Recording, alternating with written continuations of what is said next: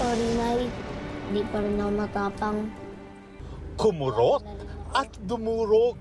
Ilan lang ito sa paglalarawan ng marami sa natatanging pagganap ng sensational child actor na si Ewan Micael sa Metro Manila Film Festival at Manila International Film Festival Best Picture na Firefly. Kaya hindi nakakapagtaka na siya ang MMFF 2023 Best Child Performer para sa role ni Tonton. At ngayon, muli na naman niyang ipapamalas ang kanyang galing bilang si Rambo sa pinakabagong serye sa GMA Afternoon Prime na Forever Young. Nagkaroon na rin daw ng familiarity workshop si Ewan kasama ang mga gaganap niyang magulang sa series na sina Alfred at Nadine. Matagal ko na po siya nakausap. Ano napag-usapan niyo?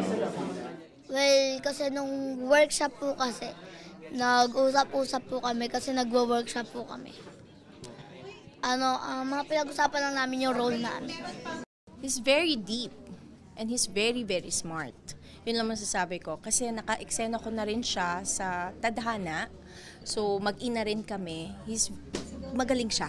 Magaling siyang artista talaga. Malalim na bata siya for his age. Pero at the same time, magaan kasama. Ako, nakikita ko yung anak ko sa kanya. So, nung first workshop namin, naramdaman ko yung connection eh.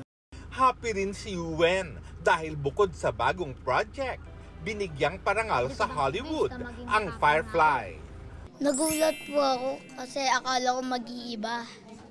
Pero hindi naman ako ganun kagulat kasi nga dito nanalo kami. Sobrang saya po kasi kahit saan kami laging nananalo.